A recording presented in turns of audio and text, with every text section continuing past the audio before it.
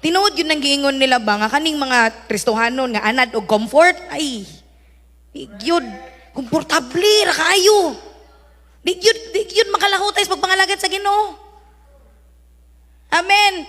Puros feasting, why fasting na? Di yun kakalahutay nga naigsuon. Hello? Mutong ha pag nai-outing. Okay lang. I'm safe. Dili ko taga KCAG, pero part ko ani nga family, pero di ko taga dere. Safe ko dere. Hello? Mutong nga pag nai-outing, pero sa prayer meeting, dili. Ano ba naman yan?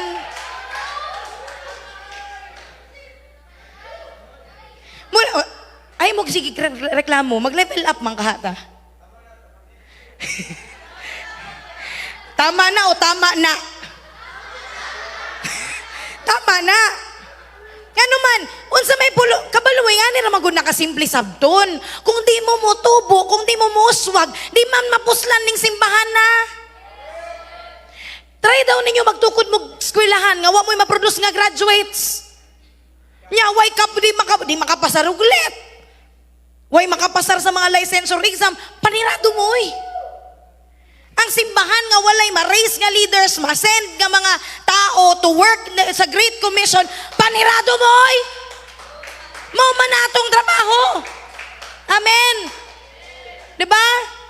Pag-send ni Lord sa iyong mga disciples, ingon siya, o panglakaw mo dito, preach the kingdom of God, heal the sick, cast out demons. Ano, apil man na sa itong trabaho niya, di ka, managunsa ka diri.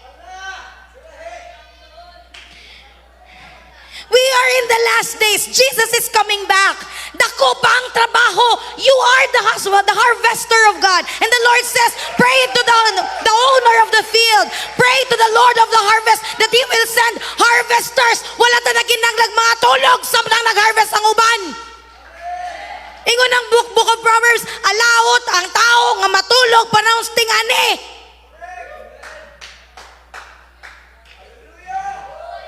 Tingani ron, tingani. Hello, ang simbahan, mura ni siya kuan, kanagong tapukanan sa mga tawagan na, Pastor, tapukanan sa mga na-harvest ba? Ba, budiga. Barn, hindi mo tapat budiga ni diri. Ang harvest field na dito. Ang problema nato, nangatuklong na ang mga harbisonon, ang mga harvesters, na diri nag-Facebook. Ang mga harvesters na diri, sige gisgot silang crush. Nya ang harbisonon dito, okay lang untag harbisonon nga tinuod nga humay. Ang mga naa dito, mga tao nga nangamatay na lang wala kaila sa Ginoo. Tungod kay ang mga taga-simbahan na mundo sa sulod. You know what?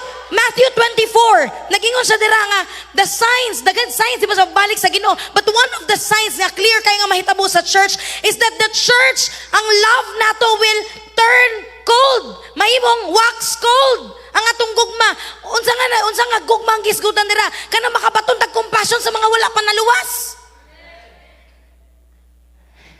Mas dagan tag panahon nga muhilak sa Ginoo, Lord. Kung di mo siya ihatag na ko, Lord. Ako na lang ang ihatag, Lord. I-deliver. Imbis nga, Lord, i-deliver ko, Lord. Lord, i-deliver ko sa iya, Lord. Muna mga ampos, mga young people karon.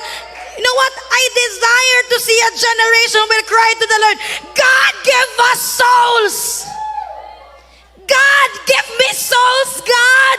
Lord, tagay ko campus to impact.